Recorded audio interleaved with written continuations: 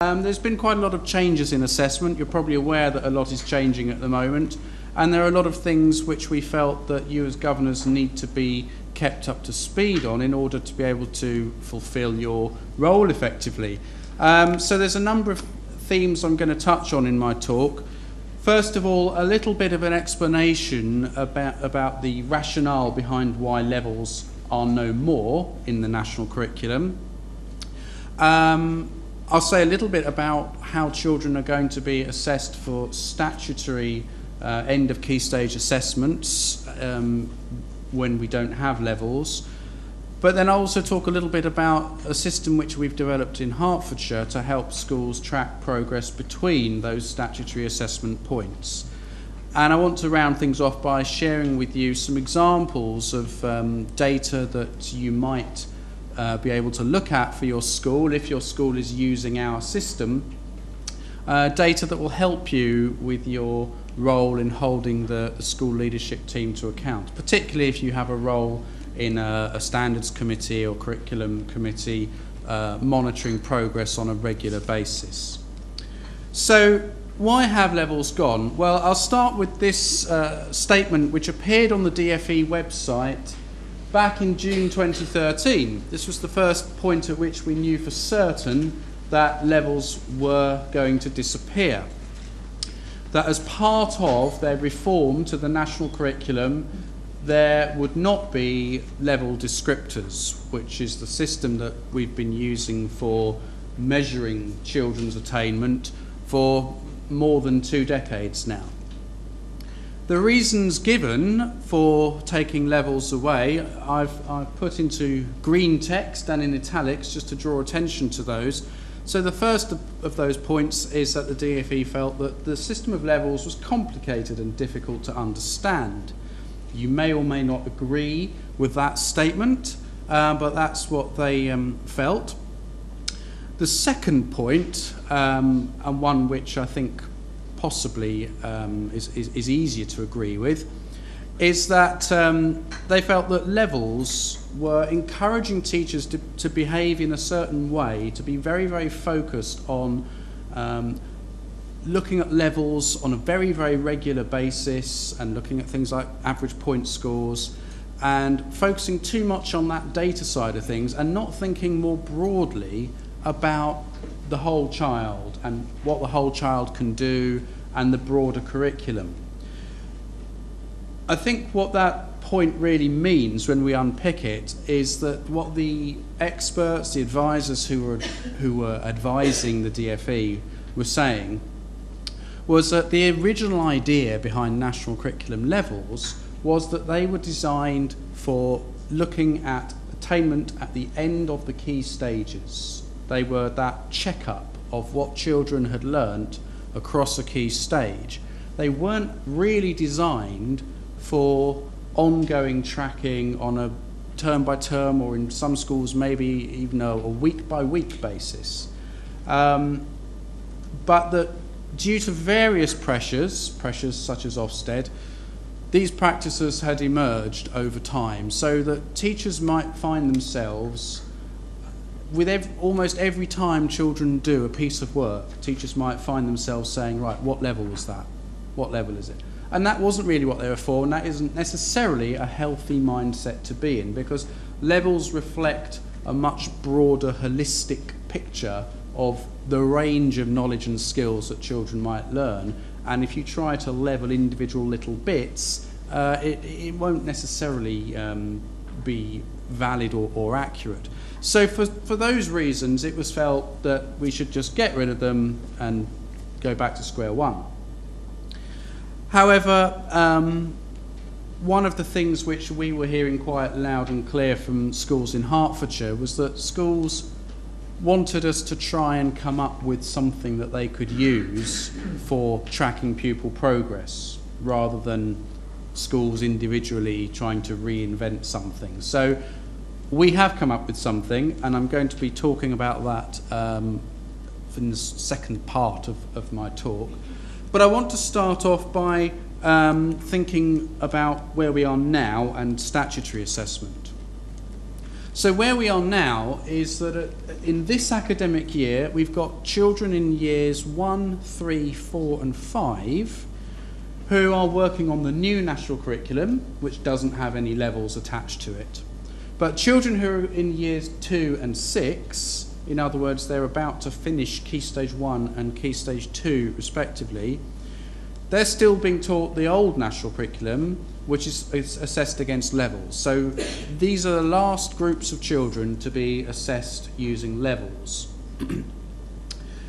The data that will be reported on your school next autumn with respect to end of Key Stage 1 and end of Key Stage 2 results will therefore still be based on levels. So things like Raise Online, Data Dashboard, Fisher Family Trust, those data tools will still be talking the language of levels in the next cycle of data. It's the next year, the summer 2016 results, where it's going to be a different system, not using levels. So, if results in 2016 are not using levels, what will they be using? Well, I can share what we know, but there are still some gaps in what we know. So the DFE have set about getting new tests to be written which fit the requirements of the new national curriculum, which children will take for the first time in summer 2016. Key Stage 2, as is the case now, the assessment is very much based on pupils' performance in those tests, those Key Stage 2 SATs, just as is the case now. But the difference being that instead of getting a level as an end of Key Stage 2 outcome, the children will get a score.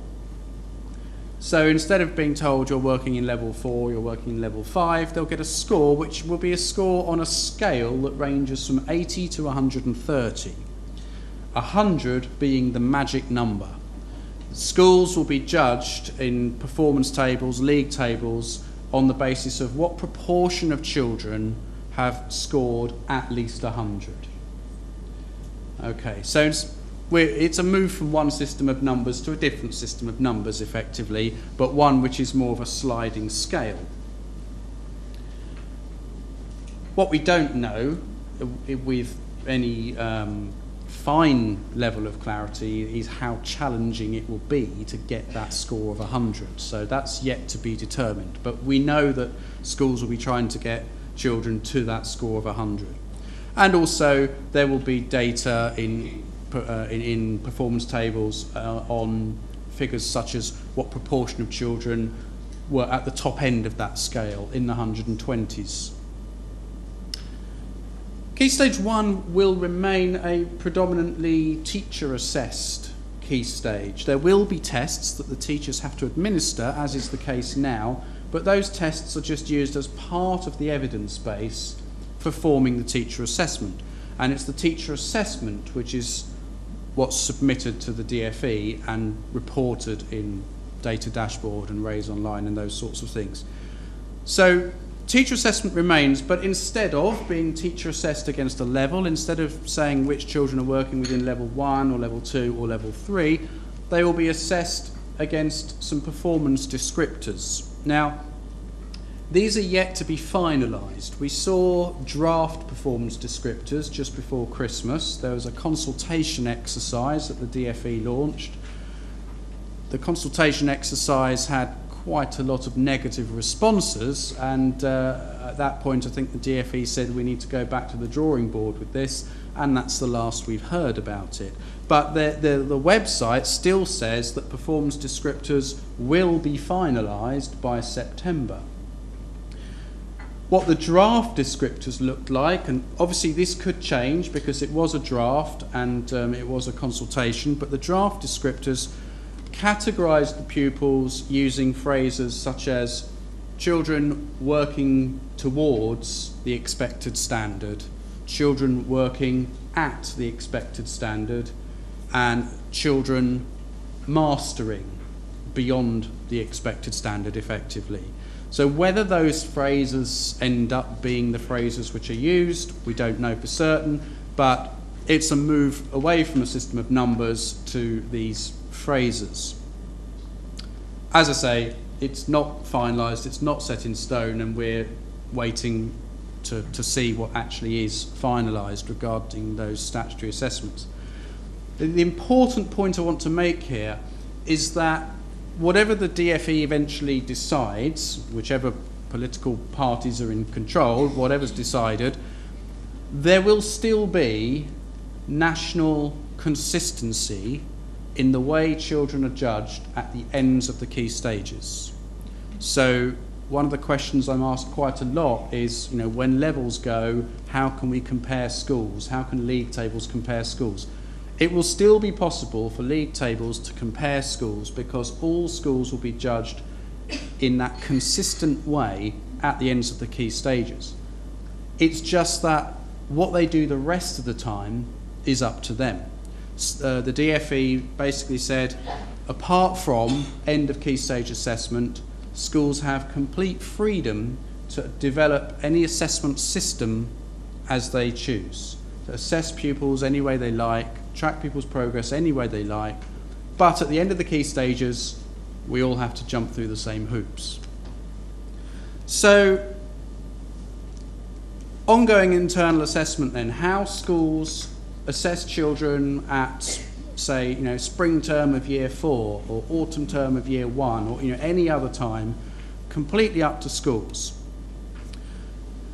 But as I said, Hertfordshire schools, a lot of Hertfordshire head teachers were saying we'd actually like to have a common system. There are lots of advantages in having a common system. It enables us to talk to each other about how our children are doing. If children transfer from one school to another, it's helpful if we're all talking the same language.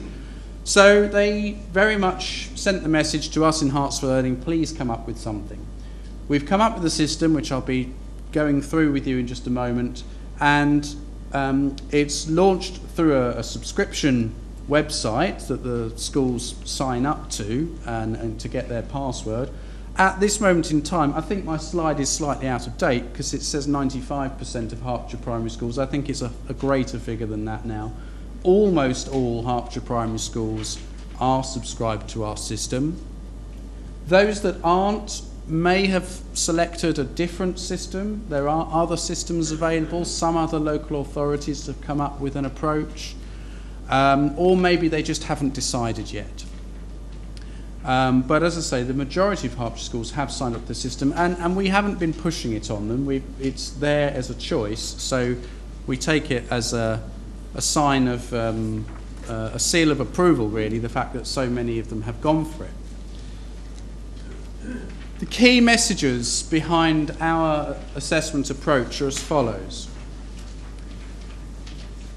What we know from all sorts of educational research that's been going on for a huge number of years now is that the type of assessment that makes the most positive difference to pupils is what we refer to as formative assessment, which means day-to-day interactions between teachers and pupils and between pupils and other pupils, focusing on the current area of learning, focusing on what they are trying to achieve, what the key criteria for achievement should look like, and being able to give children really good, appropriate next steps in their learning, which will help them move on and make that next little bit of progress.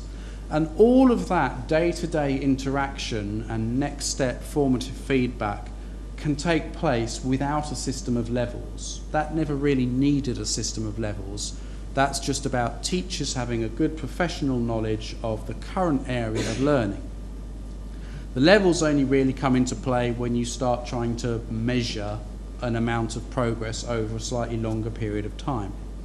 So we're really trying to emphasise that with schools. Formative assessment is what will make the most difference to children's progress. The summative aspect of assessment, the tracking, we're saying that that's really a management information system so that schools can have an overview of where children are across the school. Heads and senior leadership team can have that overview of who's on track to reach their end of key stage expected outcomes, who's not on track, and think about taking appropriate action where necessary. We're suggesting that once a term is enough for that kind of summative assessment. That's that point where teachers just take a step back and think, if I reflect on the learning that's taken place this term, which children would I say are on track, which children are slightly behind, is anyone further ahead? The message there is that if you do too much of the summative assessment, it can take your mind away from the formative assessment, and we know that formative assessment is where the big wins for pupil progress are. So it's about getting that balance right. In terms of the ways that teachers talk to children about their learning and give them feedback about their learning, the system that we've developed for summative assessment, a system of steps, A1, A2, A3, which I'm going to talk about in more detail in just a moment, we're saying don't use those steps for dialogue with children. That's what we're saying to teachers. Give children feedback on their learning by just focusing on what have you done well, where could you improve, how can we make those improvements. We don't need a numerical scale for dialogue with pupils. What we're also saying is that that numerical scale doesn't need to be a part of dialogue with parents either. Annual reporting to parents can focus on, in more broad terms, is your child working within the expected range for their age, or are they beyond it, or are they slightly below it? A system of numbering those steps, that system doesn't need to be shared with parents, but what parents need to understand is my child where they should be for their age or not, and if not, what can I do to support them in their learning? So the system of steps, the A1s, A2s, A3s, we're saying that's a management information system. That's tracking to inform the school's strategic discussions about attainment and progress across the school. What do we know about Ofsted, though? What are they looking for? Obviously, Ofsted are in an interesting situation. Schools across the country will be doing different things. So the days have gone, really, that an Ofsted inspector can say, I'd like to know levels and average point scores for all of your cohorts. They can't really ask that question because there's no expectation that schools will all be using that system anymore. So what the Ofsted documentation says to inspectors is that they need to look for evidence of pupil progress in the pupils' books. They need to be looking at the primary source of evidence, books, early learning journals, if it's children in the early years, any kind of actual pupil outcomes, looking for progress. So that might be a case of an inspector picking a random book, random child, looking at the most recent work the child has produced, flicking back to what they were producing last term and saying, does this look like progress? We know that that's the process that Ofsted are doing. They're spending more time than they have before. They've always done this to some extent, but spending an increased amount of time on that work scrutiny of what children are producing. And they're looking for things like, is there evidence of stretch and challenge? Are the highest attaining pupils being stretched and given challenging tasks? Are children at the lower end of the attainment spectrum being given appropriate tasks to help move them on in their learning? The formative feedback, which I've already mentioned, are teachers giving really good quality feedback that is leading to pupil progress by indicating to pupils where the next steps need to be, and are pupils then learning from that? And is there deeper learning going on rather than a sort of surface level, shallower learning? So Ofsted are looking for those sorts of things, and schools know that, and I think they need to be building that into their own pattern of monitoring progress. I've always said this, really, and I think it's even more the case now, that spreadsheets and reports that a head teacher might put in front of an Ofsted inspector are only as good as the qualitative evidence, in other words, the evidence in children's books. It's all very well saying to an inspector, I've got a spreadsheet here that says that children in my school make X number of points of progress and therefore we are a good school. The inspector might say, brilliant, that all looks good, look in some children's books. If the evidence in the children's books doesn't look like progress, then the argument all falls down. So that's always really been the case. It's good to have good data, but you need the books to tell the same story.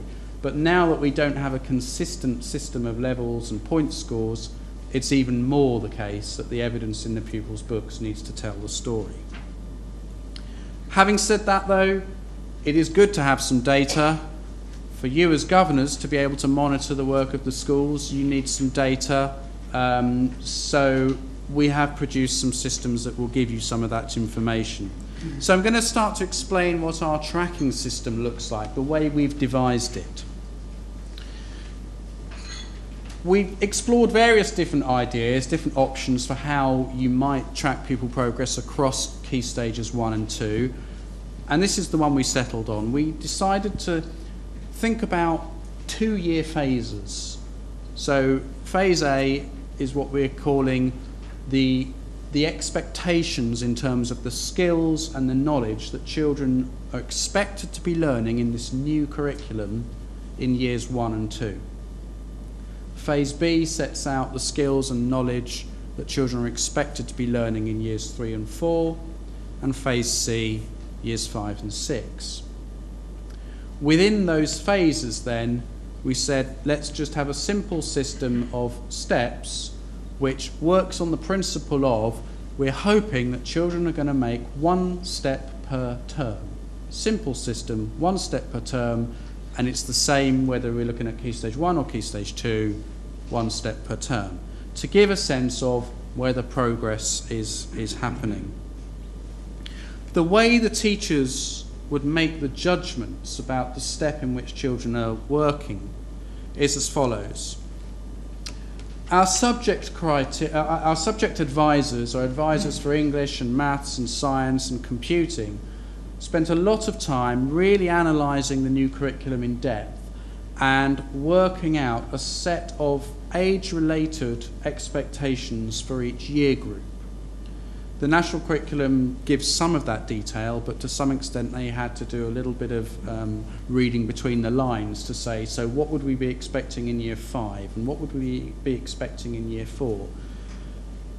So the teachers have those criteria, and then they make a judgment looking at the skills and the knowledge on those criteria sheets about whether children are entering within that set of skills, meaning they're showing evidence of a few aspects of that whole set of skills, developing, securing, or mastering those skills. So it's a judgment about the extent to which those skills are being shown and how securely they're being shown. And as a guide, we're suggesting that securing step is where each teacher would ideally be trying to get their children to at the end of each year as the basic expectation. Some children will be beyond that and will be in the mastering step, but trying to get all children to the securing step in the sense that, if I refer back to the idea of the Key Stage 2 tests, where you're going to have that 80 to 130 score, but the magic number we're trying to score is 100. So we feel if you've got children in that securing step, then they should be on track to get at least that score of 100 in those Key Stage 2 tests when they get to the end of year 6. That's our thinking.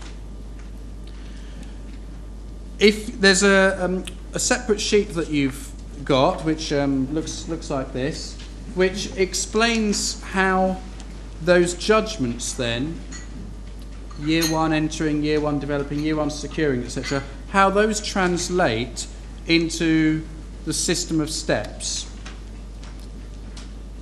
So we've translated it into these codes, if you like, and these are the codes which schools which are using our system and are using SIMS Assessment Manager 7 as the computer system for tracking would just be able to type these codes in for each pupil as a system of tracking.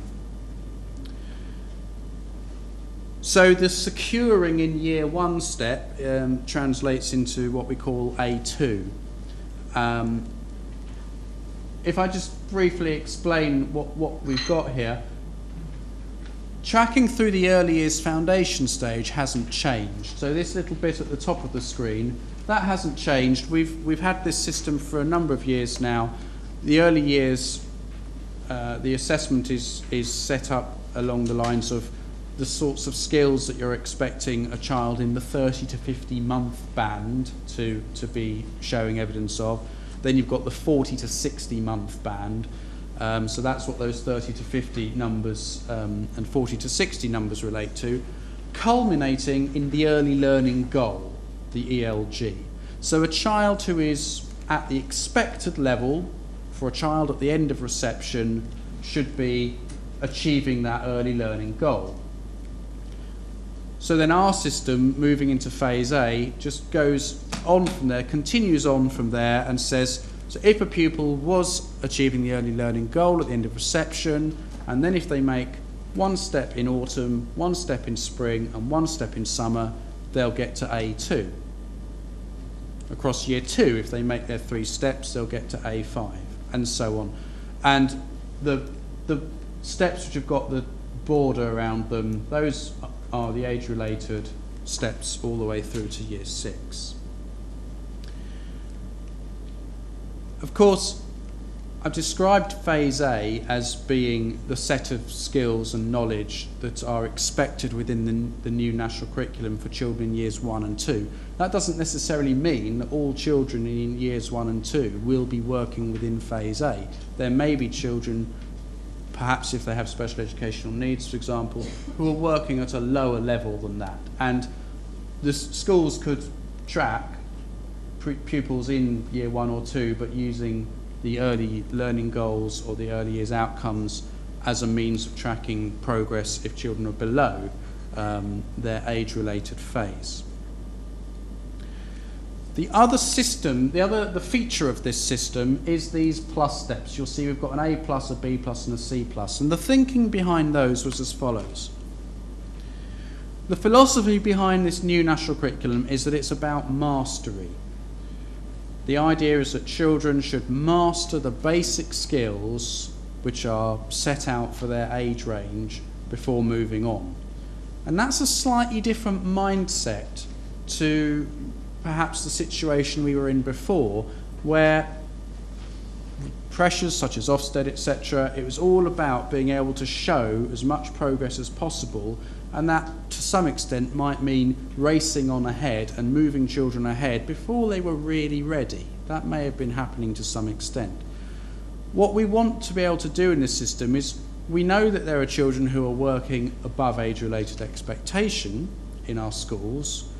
We want schools to be showing progress with those children, but what we're trying to encourage them to do is to think more broadly about the curriculum, think about breadth rather than racing on ahead. So what we're saying is, if you had, for example, a year 2 child who has reached A6 before the end of year 2, so they've mastered everything that they're supposed to know within year 2, where does that teacher take that child next? How do they show progress for that child? What we're suggesting is that they might stick within the content of phase A, but look at some more challenging contexts in which children might apply those skills, some deeper problem solving, more application of skills. So not saying, right, you've got that, let's move on to what they do in year 3, but say, okay, let's really, really consolidate and enrich this learning, and then the year 3 teacher will move you on to what's in phase B. So the A plus step is a way that in the tracking system, the school can record that they are doing more things with this child, they are enriching and extending, but it's a bit of a sideways enrichment rather than necessarily just keep on going vertically upwards. We believe that that fits with the philosophy because what we know, or what we believe about the end of key stage assessments in 2016 is that those end of key stage assessments will not be testing children on any content that isn't part of their key stage. So whereas at the moment, if you're a very high attaining child in year 6, your primary school may well enter you in for a level 6 test. In order to achieve level 6, they're going to have to teach you some key stage 3 curriculum. So the situation we have now is that the way to show that level of high attainment is to teach a bit of key stage 3 curriculum so they can get level 6. Whereas the system that we're moving to in statutory assessment is saying children won't be being taught, or they won't be being tested on material from the next key stage. So the message is about really consolidating, really making sure that the core skills of that key stage have been mastered, and that children can apply them in all sorts of different situations, some quite obscure problem-solving contexts, rather than saying we're going to teach you some topics that normally you don't get taught until secondary school. So hopefully that system of the A+ at the end of year 2, the B+ at the end of year 4, and the C+ at the end of year 6 does give schools a way to show that they are doing some exciting and enriching things with their highest attaining pupils, but doesn't encroach onto the next phase of the curriculum. So the key principles, as I say, of this system: this is a tracking tool which is effectively a management information tool. We're not saying that children's books should have B2, B3 written in them. We don't want to see teachers writing that as part of their marking. I don't feel even that annual reports to parents need to have B2s, B3s in them. If schools wanted to go down that route, they'd have to do a big piece of work around explaining what the whole thing meant anyway.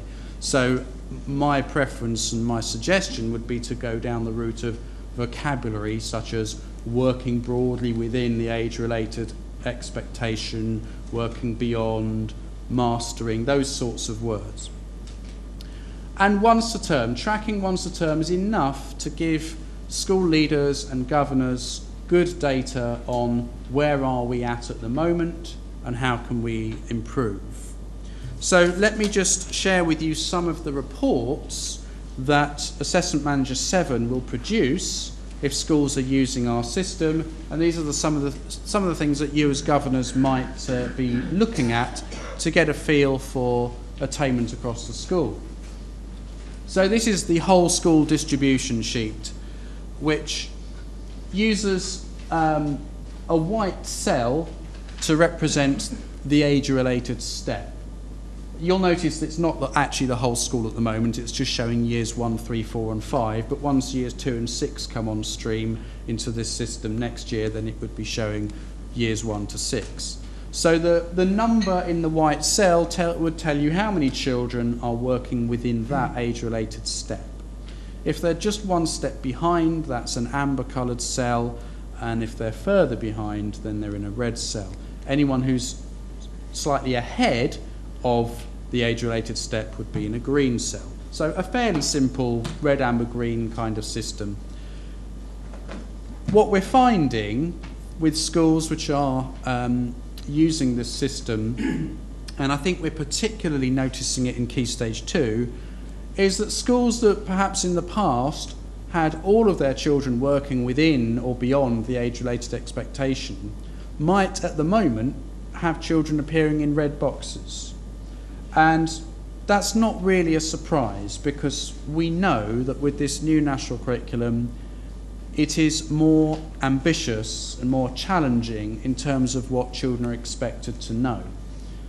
And this is very much a period of transition then from old to new. So children who perhaps in the past were within that age-related expectation under the levels system, at this moment in time may not yet be at that age-related step. The important thing for the schools to think about is, so what's our action plan? What are we going to put in place to try and, over time, address the needs of the fact that we're teaching a more challenging curriculum now. So hopefully it's not a situation of panic, but if there are children in the red boxes, it provokes those sorts of questions. How are we going to deal with this? I would say that children in the amber step we're referring to as broadly within the age-related. The white step is the more securely within age-related, but the amber is broadly speaking age-related. That gives you an attainment picture. This report is more about progress. This is a year one example. So within this report, the pink cells represent expected progress. And the way progress is shown is that down the left-hand side here, we've got the measure of where the child was at the end of the early years foundation stage. So were they achieving the early learning goal? Or if not, were they somewhere within the 40 to 60 month band range, or were they lower than that? Based on what their starting point was, and then looking at where they are now, which is looking across the top, then we'd say if they're in that pink cell, they've made an expected rate of progress. Anyone who's to the left and in the white cell has made slightly less progress, and anyone in a green cell has made better than expected progress. So that kind of report, which then it totals up the numbers and calculates some percentages, would be a good way to just look and see what does the progress look like in our school. And this can be filtered, so you could look at it by cohort, or you could filter on it to say, how does it look if we just look at the pupil premium children, for example? How does it look if we look at boys and then look at girls? Of course, the schools also have a version of this where instead of a number, they've actually got the pupils' names. But from the point of view of reports that you as governors might look at, the numbers give you the overall picture. The equivalent to this at Key Stage 2 looks like this. In this report, the input measure is the national curriculum level that children were assessed at the end of Key Stage 1. So for the time being, we're still measuring progress based on where were they at Key Stage 1 when they were assessed using a level, and where are they now within the Hertfordshire STEPS system. Again, what we're finding is that teachers, particularly in Key Stage 2, are feeling the crunch here because that raised expectation is really kicking in. And for that reason, we've made a slight modification. This is kind of hot off the press. Schools don't have this version of this report yet, but it will be released to them next week. The modification is that there are now 2 pink boxes on each row, because we recognise that there's a significant raising of the bar, that a child who was a 2B or a 2A at the end of Key Stage 1, that was the age-related expectation then, but now we're mapping against a new age-related expectation, which is quite a bit more challenging. So we've decided to change from just having the 1 pink box on each row to having 2 pink boxes, so it will pick up a few extra children and count them as making expected progress. It's still the case that if there are children who are to the left of those pink boxes, though, then you need to be exploring, what are we going to do about this? We've got children whose progress is, on paper, appearing to fall behind a bit. And one other quick screenshot of a report, which again you may find useful. This is the whole school attainment and progress report. This is just an extract showing you some Year 4 data. And this just shows what the average attainment step for a cohort of children looks like. So in my example, we're looking at some data for reading in Year 4, and as a cohort they're averaging at B5, which is the age-related step, so that's white. But then you can say, is there an important gender difference in attainment? And you can see that the boys' average is lower than the girls' average, and the colour coding indicates that. You can look at the difference between the children who are ever free school meals, that's the FSM6, against the non-ever free school meals, and again you can monitor those gaps, so you can see where are we as a school being particularly successful, where do we need to try and increase the level of attainment. So it also shows progress in the bottom part of the slide there, and the progress is expressed in terms of the average number of steps that children have made. As I said, we're working to the principle of we would like to see 1 step per term. So in this example, this would be looking across 6 terms because it's looking from end of year 2 to end of year 4. So 5.9 is within the expectation, but when we look between the boys and the girls, we can see that girls have made a bit more and boys have made a bit less. So this would be a useful report to just have a summary of where children are at across the school and looking at the different groups. And those are the key reports really that we've rolled out with this system. There's also some other reports which look at individual pupil names, but from the point of view of your role as governors, these would be the key ones that you might be looking at, perhaps on a termly basis, to get a feel for how well is the school meeting the challenges of the new curriculum. Last couple of slides from me then before I stop and take questions. As I say, there are many challenges. This has been a year, well, I can't remember in all the time I've worked in education, I can't remember a year where as much has changed as has changed this year.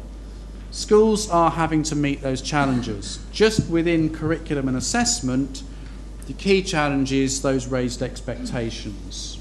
And that's why you might be seeing children in those red boxes, even if in the past your school didn't tend to have children below age-related. Part of that is due to gaps in children's learning. The new curriculum expects certain knowledge and certain skills to be taught to children at different points in time to the old curriculum. So for example, in the new curriculum, a child in year 2 is expected to learn that a half is equivalent to 2 quarters. Basic concept of equivalent fractions. The likelihood is that children in year 2 previously wouldn't have been taught that concept. Maybe some of the higher attaining children would, but that's more now an expectation for all year 2. Therefore, if you're a teacher in year 3 and you're trying to teach a topic on fractions, the year 3 curriculum expects that children already know that half and 2 quarters are the same. But the reality might be that your children might not know that. So teachers are having to deal with the situation of trying to deliver the curriculum for their year group, but also trying to fill in some of the gaps that are expected. So I just want you as governors to know that these are the challenges that schools are dealing with, and that obviously we're all trying our best to support schools any way we can. Teachers are having to get to grips with new assessment criteria and as well as new curriculum, and trying to make sure that there is consistency in the way teachers interpret those criteria and apply them when they're making assessment judgments has been a big focus for us this year, and will continue to be, so that we know that we're getting consistency in the judgments teachers are making. So there have been challenges. Maybe next year will be a little bit easier than this year, who knows. But alongside challenges come opportunities. And as I said, the DFE, when they said we're getting rid of levels, they used the word opportunity. They said this is giving schools an opportunity to develop their own assessment system. Now, whilst it may be the case that schools weren't necessarily saying, please can we develop our own assessment system, I think it's worth thinking, well, there is an opportunity for schools at least to think about the assessment they do and just ask themselves, are there things that we have been doing that maybe weren't really working for us, and we think we'll do a bit less of that? And are there things that we really believe are good for our children, and we'll do a bit more of that? It is that opportunity, and I hope that schools are grasping that opportunity and making the most of it, and thinking about whether their approaches to assessment, whether their approaches to tests, whether their approaches to tracking, does all of that fit with your ethos, with your vision and values for your school? Hopefully it does. I think it's worth making the most of that opportunity. And within Herts for Learning, we'll continue to try and do what we can to help schools where they need it, where they request it, to make the most of dealing with the challenges of the new curriculum and new assessment.